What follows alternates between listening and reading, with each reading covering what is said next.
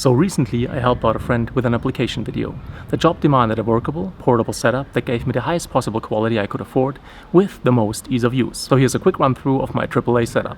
A6500, A1000 and Andycine 4K.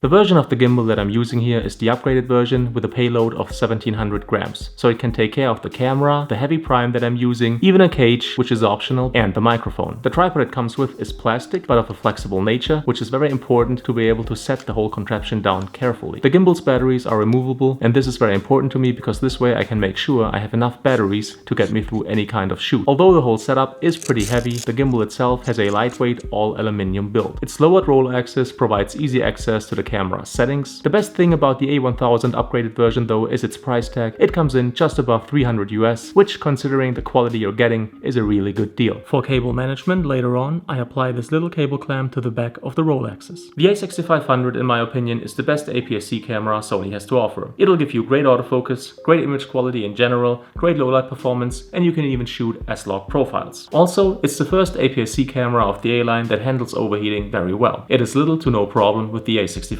It can shoot 4K at 30 frames per second or Full HD 1080p at 120 frames per second, which means you're getting both high resolution and high quality slow motion out of this camera. You can also choose between 100 megabits per second and 60 megabits per second. I often choose the latter because the hardware requirements for editing this kind of footage are lower, so basically you're getting away with a slower computer. On top of that, it's a mirrorless camera, so its compact form factor makes it lightweight and a perfect fit for the A1000 gimbal. To mount the monitor to the gimbal, I'm using 3 mini ball heads in a row. Into the bottom of the last ball head, I screw a 1/4 inch to 1/4 inch screw adapter, and onto the screw adapter I put a mini rubber washer. So I'm getting a super tight fit, but I'm not scratching my gimbal. Now the most important thing when it comes to a field monitor is the quality of its panel. With the Andycine 4K you're getting a Full HD 1080p IPS panel, which is great for judging focus and works well in bright sunlight. 5.7 inches is rather small but perfect for this right here setup. The batteries that I'm using are Sony NP-F550s. They are slim, so they do not bulk up the setup, but you're still getting 3 to 4 hours of battery life out of them depending on the brightness setting of your monitor. It also features image flip options and 1/4-20s on 3 sides, which makes it easy to mount it in a variety of different positions. Using a regular HDMI to regular HDMI right-angled adapter helped me to run the cable the best way. The cable that I'm using here is a 60 cm regular HDMI to right-angled micro HDMI FPV cable. It's perfect for this setup because it's so flexible. Cable plugs into the adapter and is secured via the little clamp I installed earlier. So neither the connectors on the camera or the monitor, or the gimbal motors for that matter, are strained by unnecessary resistance. Also 60 cm makes it workable with the gimbal's selfie mode. Once again, a bang for your buck option, coming in just shy of 200 US. The lens that I'm using is the Sigma 16mm f1.4 DCDN. It has a great build and gives you good quality considering its price tag. Even wide open, sharpness is okay.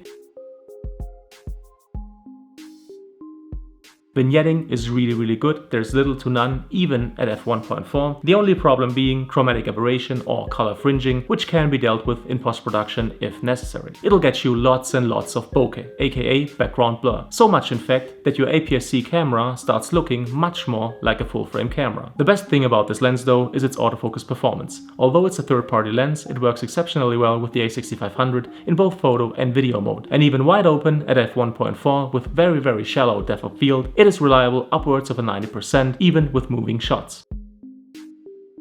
Definitely get 2 to 3 decent ND filters though, because if you want to shoot this bad boy outside wide open during a bright sunny day and you don't want to shoot with a shutter speed of 1/4000th of a second, you definitely have to kill some light. I mean honestly, while we were shooting I was right there. I didn't mention anything, but if the light would have been brighter I would have had no chance other than to step down the lens and kill the bokeh to get the exposure right. So I was just lucky this time. If you don't want to be lucky, if you want to be more professional than me, get ND filters. For the microphone, I went with the Rode Videomic Pro. It's a standard go-to mic for such situations. It has a +20 decibel pregain, a built-in low-cut filter, and if you use the right dead cat, you get an excellent wind protection. I used the one from my cover, which is specific to the Rode Videomic Pro.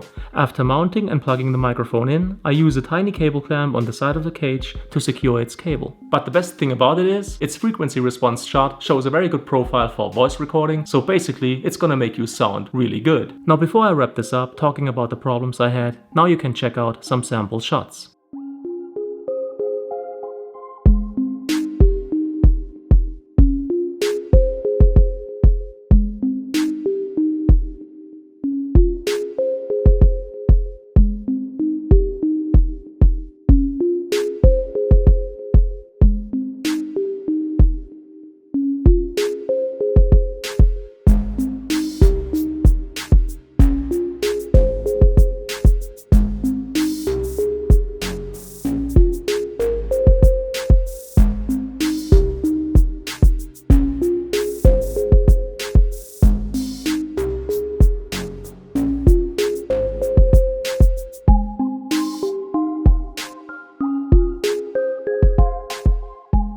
Now, as much as I love this setup, and I think the results speak for themselves, there's a couple of problems I have to address. Number one, battery life of the A6500 isn't great. You're gonna go through a whole lot of those little batteries during a full day of shooting, and whenever you change one, that means taking the camera off the gimbal and rebalancing it afterwards. Number two, the weight. Working with this for a full day is going to kill your shoulders. I'm pretty strong and it killed mine, so be prepared for that. Number three, the monitor. The one thing I don't like about it, it can't remember settings. So whenever you turn it off to save on battery life and turn it back on, you're gonna have to do the image flip again to make it work with the setup. Also, readjusting it via 3 mini ball heads is not as easy as you would like it to be. It's not bad, but could be better. So if you liked the video, if you found it helpful, please make sure to leave a thumbs up. It's greatly appreciated. Any kind of comment or feedback is welcome, and I'll try to answer as quickly as possible. As always, thank you so much for your time. Thank you for watching, and hopefully see you again soon.